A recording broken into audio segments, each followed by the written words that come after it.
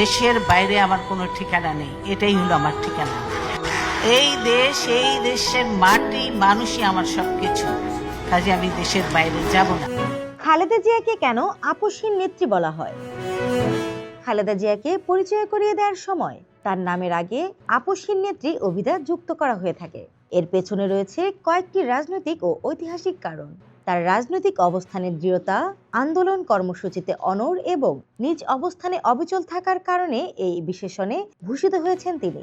গত ৩৫ বছরের ইতিহাস বিশ্লেষণ করলে দেখা যায়, খালেদা জিয়া দীর্ঘদিন ধরে ক্ষমতাসীন দলের সঙ্গে সমঝোতা বা রাজনৈতিক আপোষে যেতে অনাগ্রহী ছিলেন। বিশেষ করে নির্বাচনকালীন নিরপেক্ষ সরকার, ক্ষমতার ভারসাম্য ও বিরোধী দলের ভূমিকার সব ক্ষেত্রেই তিনি কঠোর অবস্থান নিয়েছেন। বিএনপি তার নেতৃত্বে একাধিকবার টানা আন্দোলন, হরতাল ও কর্মসূচি পালন করেছে। সমর্থকদের কাছে এটি আপোষহীনতার উদাহরণ। সামরিক শাসনোত্তর সময়ে রাজনীতিতে এসে তিনি নিজেকে রাজনীতির ময়দানে প্রতিষ্ঠিত করেছেন।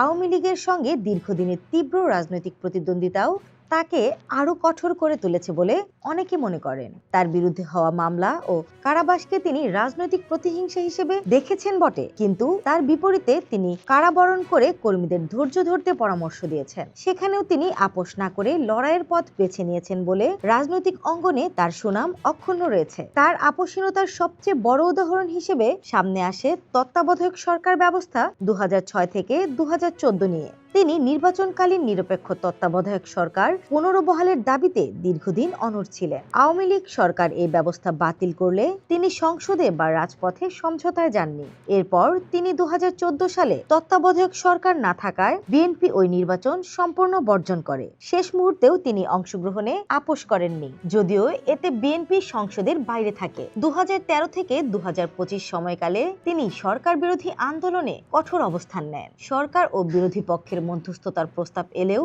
তিনি মূল দাবিতে ছাড় দেননি। এমনকি বিভিন্ন সময়ে সংলাপ বা জাতীয় ঐক্যমতের প্রস্তাব এলেও তিনি ক্ষমতা ভাগাভাগি বা কৌশলগত সমঝোতায় যাননি। সর্বশেষ দুর্নীতি মামলায় দণ্ডপ্রাপ্ত হওয়ার পর রাজনৈতিক শর্তে মুক্তি বা আপোষমূলক সমাধান তিনি মেনে নেননি এবং আইনি লড়াই চালিয়ে যাওয়ার পথ বেছে নেন।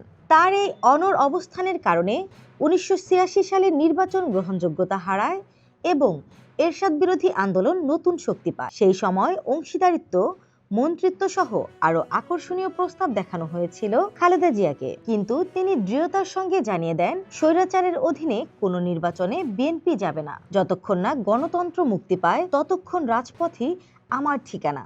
১৯৯১ সালের নির্বাচনে তার দল বিজয়ী হলে তিনি হন বাংলাদেশের প্রথম নির্বাচিত নারী প্রধানমন্ত্রী। এরপর ২০০৭-এর তত্ত্বাবধায়কের সময় -2 করতে খালেদা জিয়াকে দেশের বাইরে পাঠাতে চাইলে তিনি স্পষ্ট জানিয়ে দেন, তার বিদেশে যাওয়ার কোনো কারণ নেই। এরপর ফেক ইস্যুতে তাকে কারাগারে পাঠানোর সব প্রস্তুতি যখন শেখ হাসিনা সরকার সম্পাদন করলেন, তখন নানান প্রস্তাব ওনাকে দেয়া হয়েছিল, সেগুলো তিনি আমলে নেননি, জেল জীবন বেছে নিয়েছেন। তার এই আপোষহীন মনোভাব সবসময় মাঠের আন্দোলনে সাহস জুগিয়েছে, তিনি সশরীরে উপস্থিত না থাকলেও।